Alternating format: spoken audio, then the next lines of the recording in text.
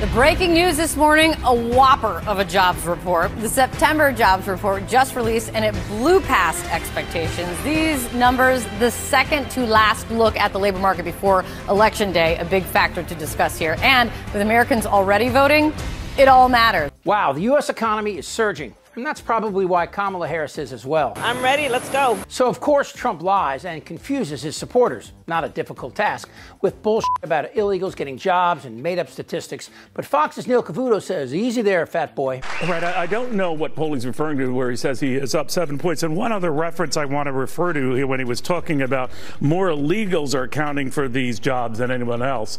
I don't know where he is getting that. In the latest employment report out today, 254,000 jobs were gained. Says nothing about annotations for illegals getting those jobs, nor would it. So here's the skinny. Let's get right to the breaking economic news.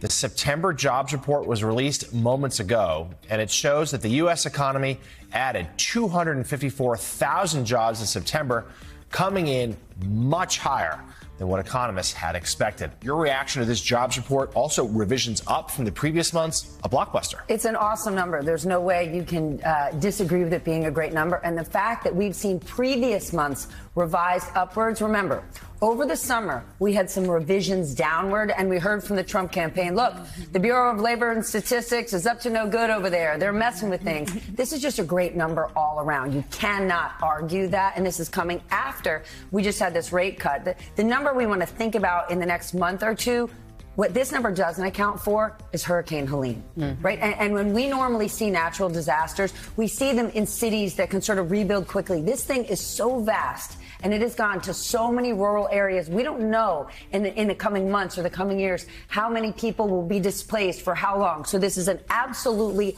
awesome number, but that is something I'm thinking about. Okay, just for a second, let's talk about the hurricane and the U.S. response, which is ongoing.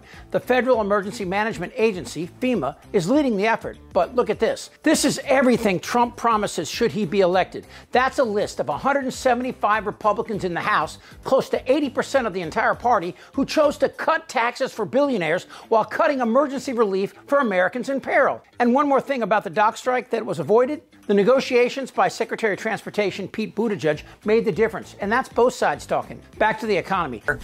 I think that it's impossible to say that the Federal Reserve and depending on how you want to look at the politics of it, this administration are sticking the quote landing. I mean, that's what this has been all about. And listen, credit to the Biden administration, and they really should take a bigger victory lap on this. I heard Janet Yellen speaking about, sort of what the premise of this and why they knew they could stick the landing, which was that they felt they had underinvested after the crash in 2008. They didn't want it to take a decade to recover, and they went big, and this is the result. And there's nowhere else in the world that has this kind of low unemployment. These numbers are great, and they're great for a few reasons. One, American businesses are investing in hiring because they see hope in the numbers. And when Trump says he's leading in the polls and that's why this is happening, well, first, he's not leading in the polls, and two, it doesn't work like that. And you have some of the most brilliant people on Wall Street saying this. The stock market is only up because they think I'm going to win. And if we don't win, according to many people, including one of the greatest Wall Street prognosticators, named Scott Bessent. Has anyone heard of him? One of the most brilliant guys on Wall Street. If I don't win, you will have a 1929 style depression. We're not going to have time to talk about it. If I'm elected. If he's elected, the stock market will crash. Okay. That's a sociopath talking, where everything is about him. You know that, right? You've heard him talk. I don't care about you. I just want your vote. I don't care. When it comes to business, the dude is a prick. Everyone who has ever worked with him or for him will say the same thing. He's a prick. You know a lot about overtime. I'd hated to give overtime.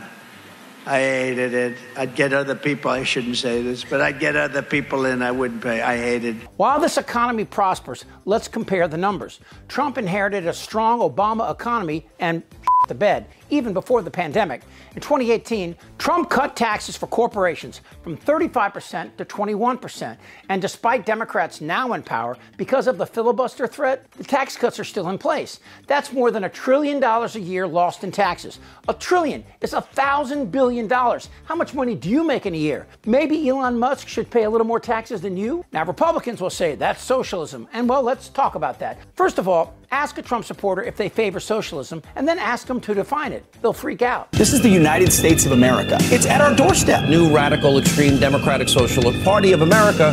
Beyond dangerous, beyond scary. Are you at all concerned that the socialism is creeping too close? Democratic socialists want to end capitalism. Ma'am, we've traced the call.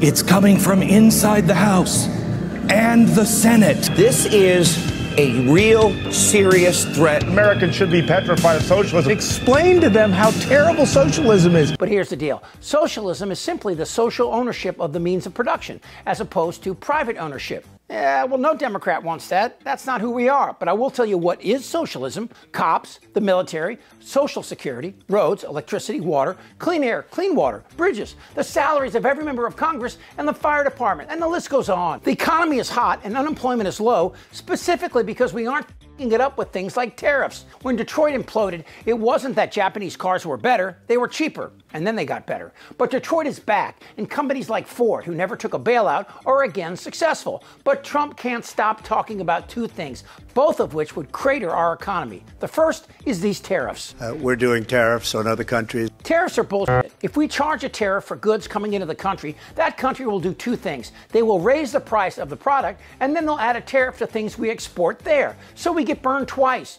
What always works is make your product better and more competitive.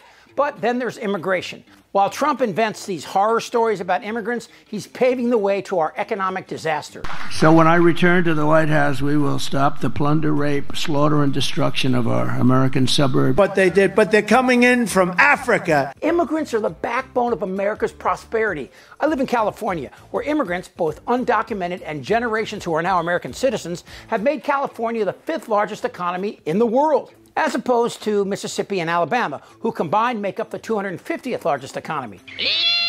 But here's Trump's idea.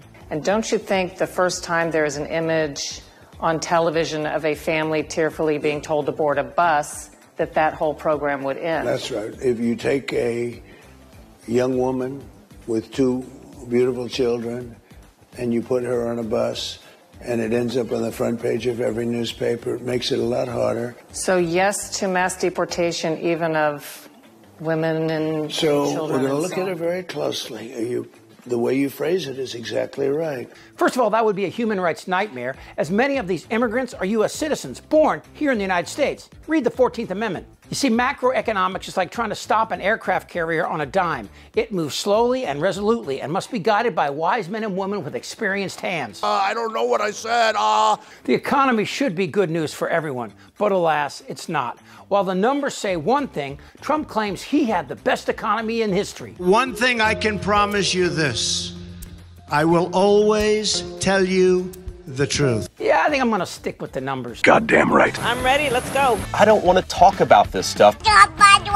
It's not fair. This isn't their Republican Party anymore. Who's with me? Am I wrong? Yes. Tick-tock. You're in a lot of trouble, Donnie. I think he's crazy. I'm Chip Franklin.